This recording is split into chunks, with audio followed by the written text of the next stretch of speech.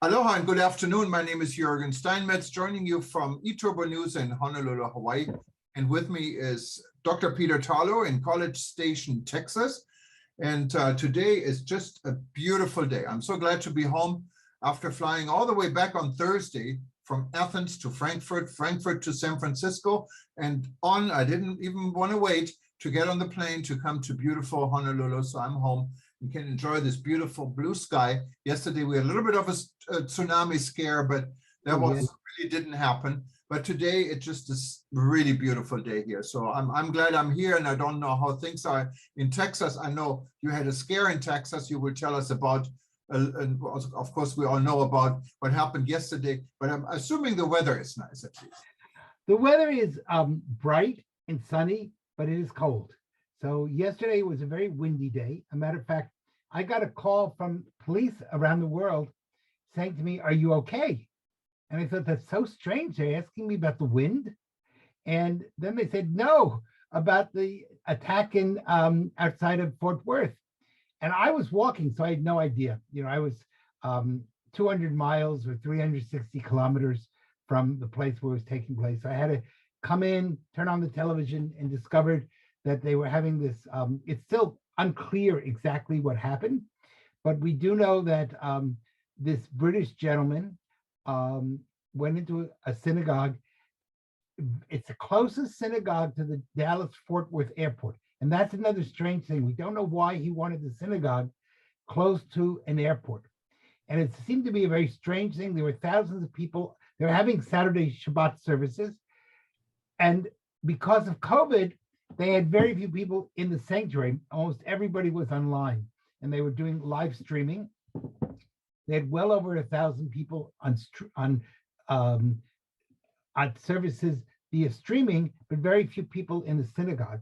And exactly what happened is still unclear. It is very clear that law enforcement did an extremely good job of working together, and that was important. What we don't know is if this was a trial balloon by Al-Qaeda.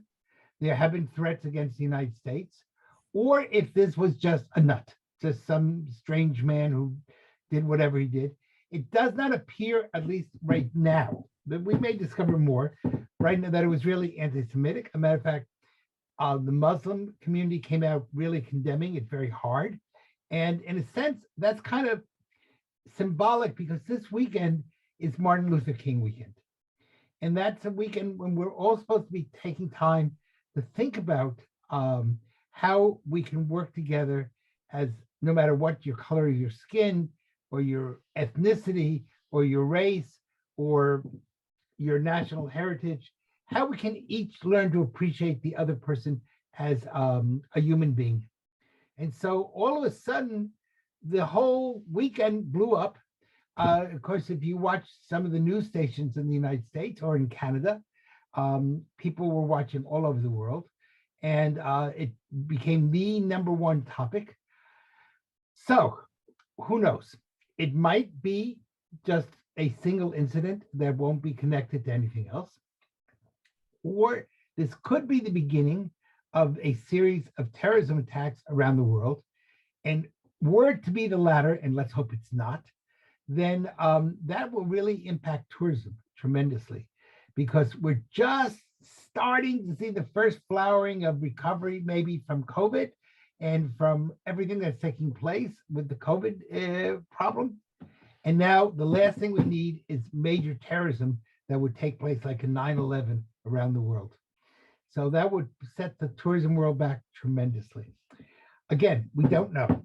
But interestingly enough, the gentleman who took the hostages at the synagogue, he said to the rabbi, I really feel akin with you and I like you. So most terrorists don't tell the people they capture how much they like them. On the other hand, he was very clear from the beginning that he was going to die. So we don't quite know what happened. We know there was an explosion. We know that there was firing. It's unclear at this moment if he killed himself or if the police killed him. They're not releasing a lot of data. But the big thing is this the beginning of a new terrorism wave? We have not had terrorism for the last 4 or 5 years. and all of a sudden may it be coming back? Or is this a single issue? And let's hope that it's a single issue. Maybe what And of course, yes, we don't know.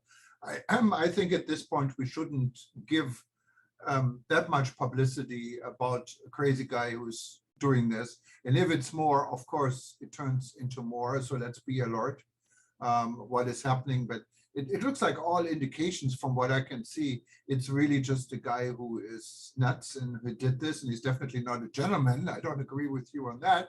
But no, I was being just a nice guy. He's not a gentleman. nice guy. But however, I feel sorry he passed away in this situation, because it looks like to me just something really It dumb. could be. You could be right. We just don't know. And the important thing maybe is law enforcement did a very good job of working together. And very often in situations like this, they trip over each other. Everybody's so anxious to get involved.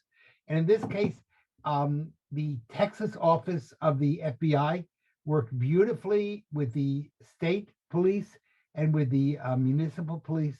And so that's a good sign, seeing that we're able to, we've learned something from 9/11 and some of the other cases where the law enforcement people work together incredibly well. The other thing is the hostage people. And that again was practiced from, unfortunately, there'll be other incidents at some point. The people who were dealing with the hostage situation and the psychologists, they did a really good job of maintaining it, getting this guy to be tired, keeping it going for a long time. So good for them. That's really good. Another thing that's happening this All things I think should work, because our system is designed that law enforcement agencies are working in harmony. And that many times, unfortunately, is not the case. So it looks like everyone learned a little bit. None of the hostages got hurt. So it had a happy ending, except for the guy who instigated it. So I think we can hopefully walk away from it and don't hear about it again. So let's From your mouth to God's ears. Because also on Monday is a very special day. We have Martin Luther King Day. And that, of course, stands for civil rights. It stands for discrimination. And I assume maybe that was connected or not connected. I'm not sure, Peter. We don't know. And the other thing is that tonight, Sunday night, and tomorrow, Monday, is the Jewish holiday of Tu B'Shvat. And I know you always enjoy Jewish holidays. This is the birthday of the trees. It's a holiday. It's a holiday of the New Year of the trees. And you might say, why is there a New Year of the trees? What it really is, it's ecology. It's saying that all of us have a responsibility to take care of the earth, and that we were, as one people, all of us, Jews, Muslims, Christians, Hindus, Buddhists, anybody else I forgot, I apologize, that everyone we share one small planet, and how important it is that we take care of that planet. And so this is really a very important, in tourism, this is a very important issue, because tourism cannot exist without good ecology. And that means we have lots of things we have to talk about. For example, when we go to a hotel, most of us at home do not change towels 3 times a day. But when you go to a hotel, for some reason, one towel is not sufficient to dry you off. You need 5 towels. Now, I don't know why that is, because in your house, you don't need 5 towels. But you know, every time we are using all those towels, they have to be washed. And that means that the water is being polluted because of soap. And tourism is a very high demanding product.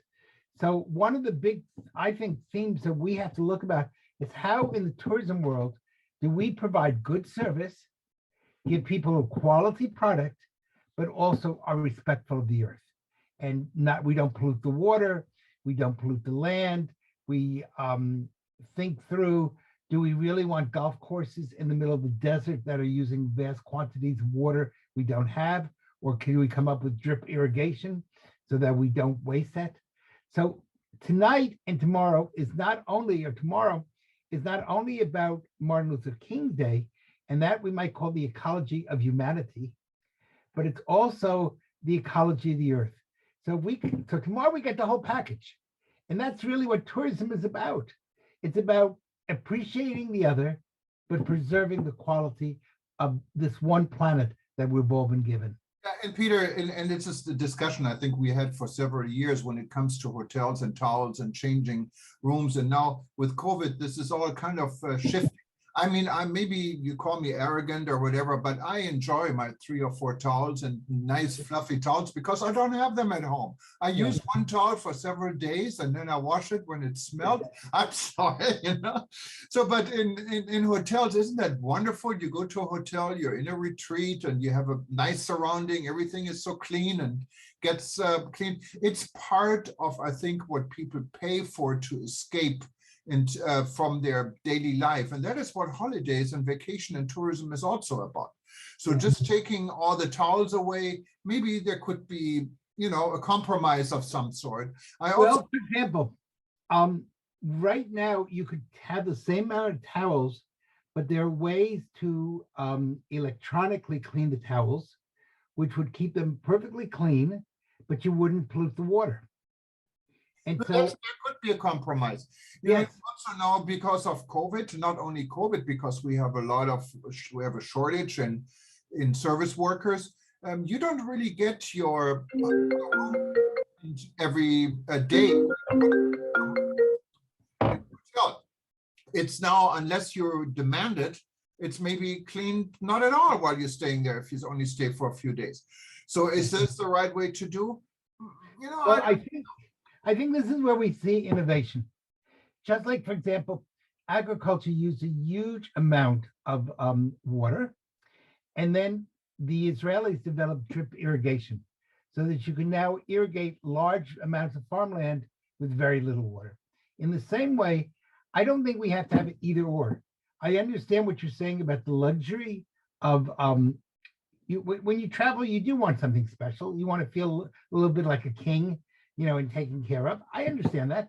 On the other hand, why don't we use science and innovation to come up with ways to still let you have clean sheets every day, to have a clean towel every day, but not to pollute the water or not to pollute the land?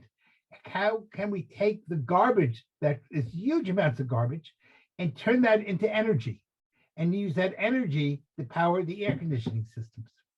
Absolutely, Peter. That's the compromise I was talking about. It's getting a little bit worse, and I don't know really where we're heading with this. But because of COVID, you know, I just got back from a trip and I stayed in a hotel for almost a month now.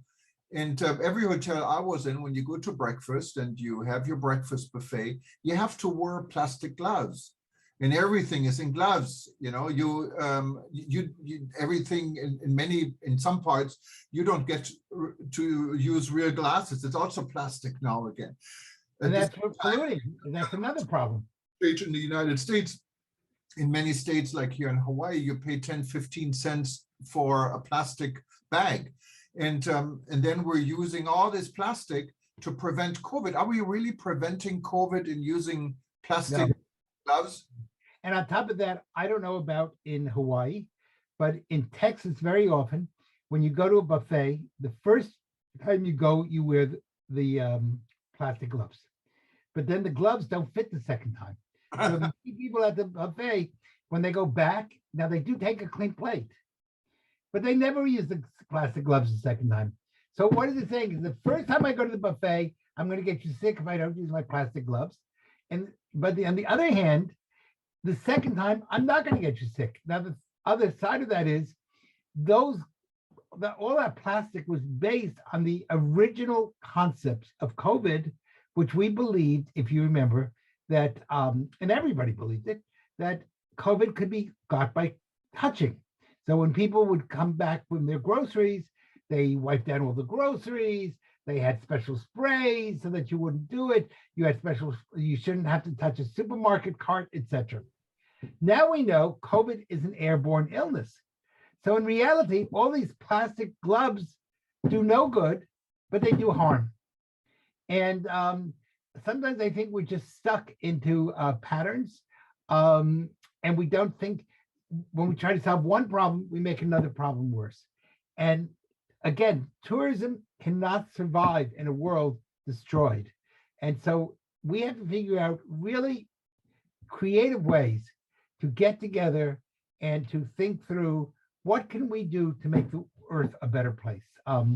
I've just wrote a little analysis, and I pointed out that in the book of Psalms, it says the earth is the Lord's and the fullness thereof. In other words, we're just lent this planet for the time we're here. It's our job to pass this planet on to the next generation. And in tourism, that's especially true, because if we have dirt on the city. I don't know if you've seen all the garbage in Los Angeles or San Francisco. People don't want to go. They just don't want to go. No, absolutely. We run into a completely different issue than also with climate change and other things everyone is talking about. It's definitely, it's maybe to another subject, Peter, in what I noticed, and you remember here at eTurbo News, we had a number of stories about a year ago about the quality of masks people should be wearing. Yes. Protect themselves and protect others. And I think I had a very good friend from Germany on this, who's a pharmacist and who is kind of an expert in this field. And he already told us more than a year ago that wearing of a KN or N95 type mask, there's several words for it. Europe has it, they don't call it N95, they call it F something. And in China, they call it KN95. But that these type of masks are quite a bit more effective because different from a surgical mask, they protect yourself and not only others.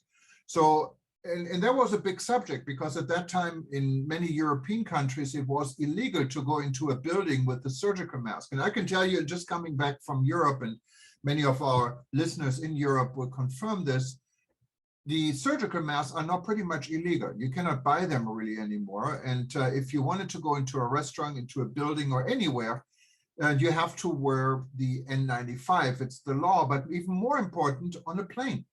If you want to get on an airplane and boarding a flight in the European Union, for example, you have to wear an N95 mask on the flight at the airport. Now, strangely, once you land in the United States and you change planes, all of these rules are no more.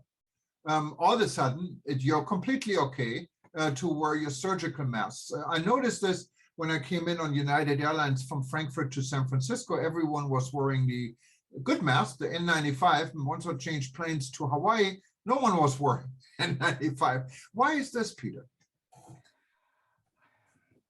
Well, there's a big debate, as you know, in the United States and actually in much of the world over the whole question of masks. There's some people think none of the masks do any good at all, and the whole thing is just a charade. And there are other people who believe that masks are very important.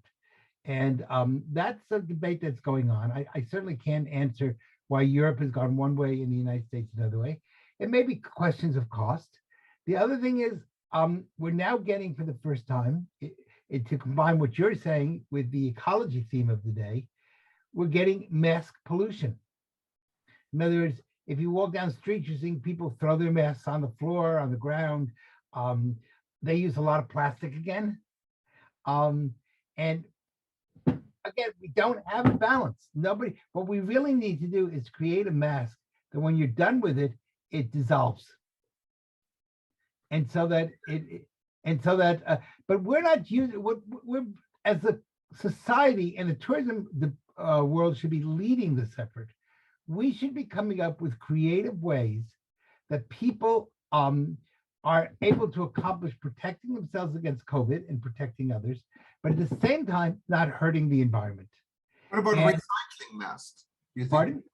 Recycling masks, like your recycled bottles? You think that might Well, that would be another, maybe, yes, maybe we could have recycling centers. I've never seen a place where you can throw your mask away to be recycled. No, I'm saying, wouldn't that be a good idea? It'd be a great idea. Or some way, either a recycling mask or a mask that somehow dissolves, but some way, because right now we're getting massive pollution. We're going to have a world of mass pollution, and it won't be mass pollution, it'll be mask pollution. So we need to really be thinking through. We don't, as societies, we don't think we're lazy. We just solve one problem, but we don't think about what other problems we create.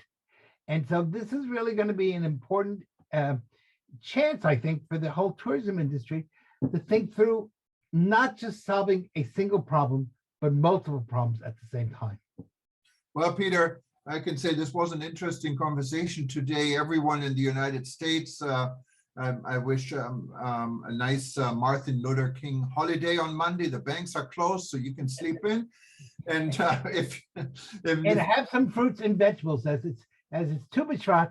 Everyone should be having lots of fruits and vegetables, which is good against COVID, but it also celebrates ecology. Yeah, and we have a lot more to the show today. So don't hang up yet and don't walk away, because we're going to hear from Miguel Turruco Marquez. And I probably pronounce it wrong because you speak Spanish and I don't. But he is the Secretary of Tourism in Mexico, and he will be speaking to us. And this was taped yesterday or last night on Saturday at the SCOL General Assembly for the SCOL Club in Mexico. And also our good friend Borkin Turkan, who is the international president of SCOL International, attended and sent us this tape.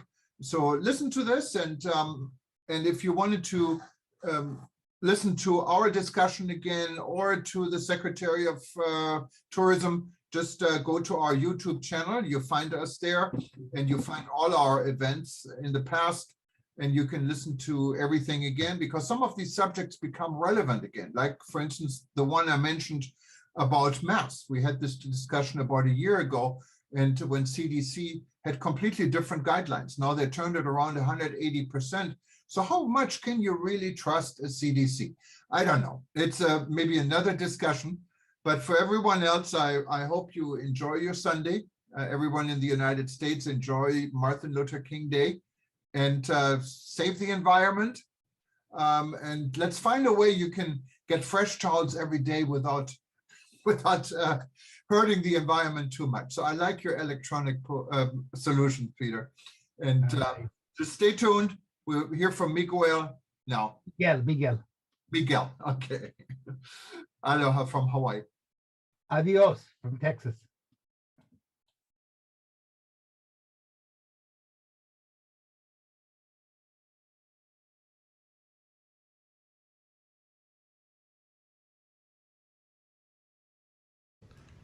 Distinguished fellows of the SCOL International community, the most influential network on travel and tourism, who are gathering here today from all around the world.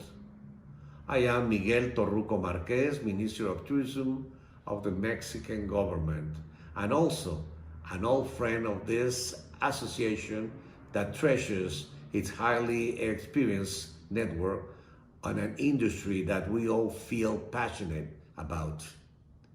But more importantly, it has maintained its most important spirit of a friendship and collaboration for more than 85 years now. First of all, I would like to welcome all of you to Mexico, one of the friendliest countries that year after year receive millions of visitors to every corner of our beautiful mosaic of destination, unique natural, historic, and man-made attractions, but most importantly, experiences the welcoming warmth of our people. Playa Mujeres is just an example of this many magnificent place we have for our visitors. I also would like to take this opportunity to congratulate Bursin Turkan, President of SCOL International, for her efficient work in the service of all the distinguished members that you always empower with passion, as well as your strategic and warm direction you lead for the benefit of our tourism industry.